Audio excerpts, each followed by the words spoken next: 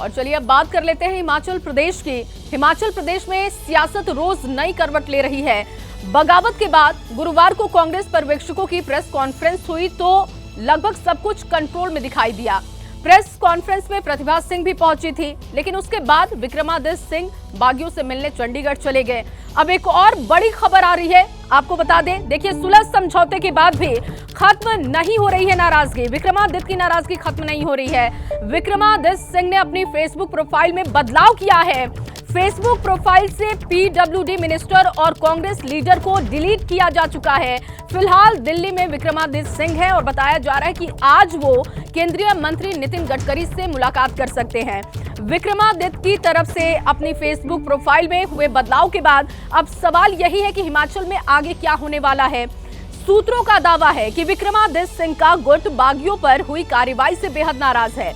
दावा यह भी किया जा रहा है कि विक्रमादित्य सीधे बीजेपी के संपर्क में हैं और हिमाचल प्रदेश में महाराष्ट्र पार्ट 2 का सीन देखने को मिल सकता है। आज वो मुलाकात करने वाले हैं नितिन गडकरी से और उसके बाद क्या अपडेट होगा वो भी आप तक पहुंचाएंगे।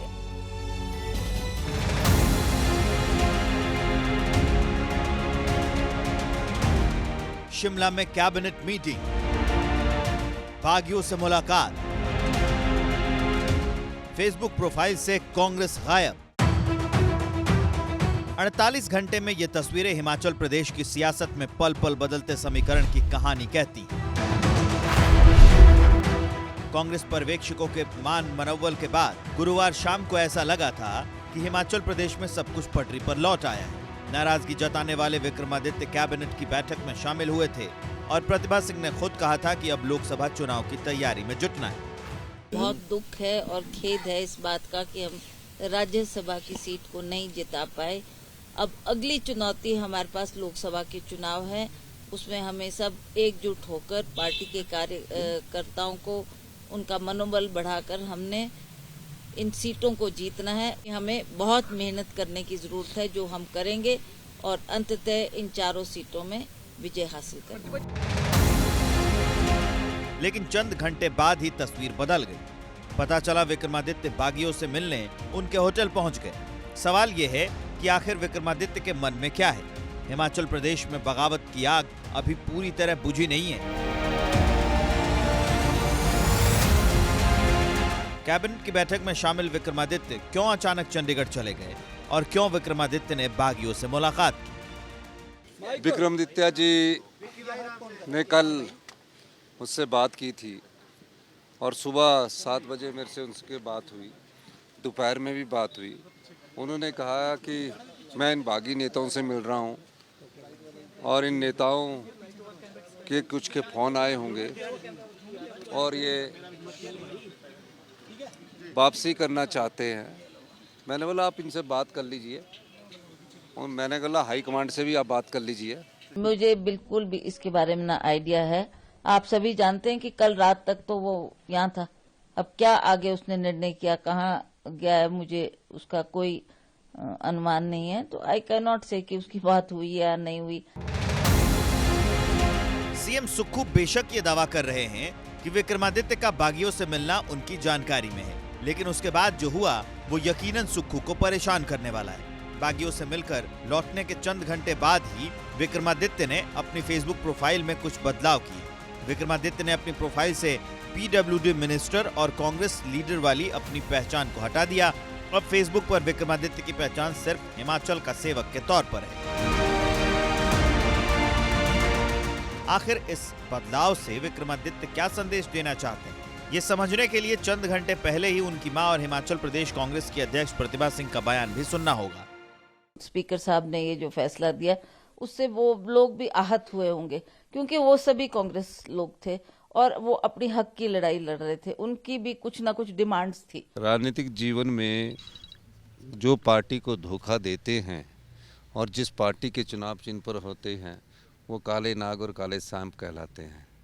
मैं ये बात इसलिए नहीं कह रहा हूँ, ये एक कहावत है, लेकिन पछतावा करके कोई अगर अपनी गलती को मानता है तो उसमें भी माफ़ी देने में भी कोई हर्ज थोड़ी होता किसी को। इन बयानों पर विक्रमादित्य की फेसबुक प्रोफाइल के बदलाव को फिर से गौर से देखिए तो मामला साफ होता नजर आएगा। सीएम बागियों को काला नाग बता रहे हैं, लेकिन विक्रमादित्य का खेमा उन्हीं बागियों पर एक्शन को लेकर सवाल उठा रहा है। सूत्रों के मुताबिक कांग्रेस में बगावत की आग पूरी तरह ठंडी नहीं हुई। विक्रमादित्य और बागियों की मीटिंग में आगे की रणनीति पर चर्चा हुई। विक्रमादित्य बीजेपी के सीधे संपर्क में हैं। हिमाचल प्रदेश में महाराष्ट्र पार्ट 2 हो सकता है।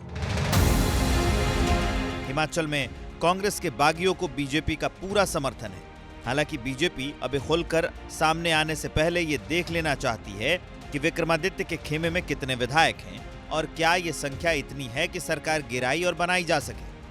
सरकार रहेगी तो चलेगी नहीं। जो कुछ भी हो रहा है वही हो रहा है, उनके बीच में ही हो रहा है और इसके लिए दोषी कोई और नहीं, वो अपने आप दोषी हैं। उनकी पार्टी और उनकी सरकार के अंदर जो हालात बने हैं।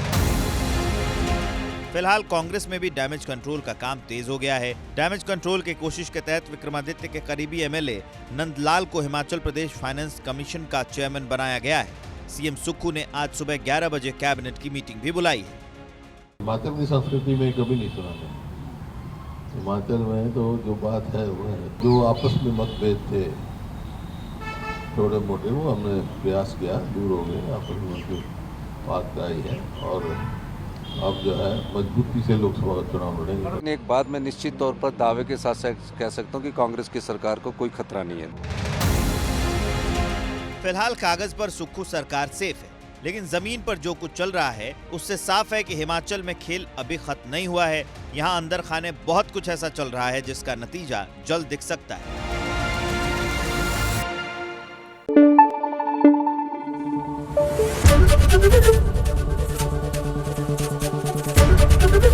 एबीपी न्यूज़ आपको रखे आगे।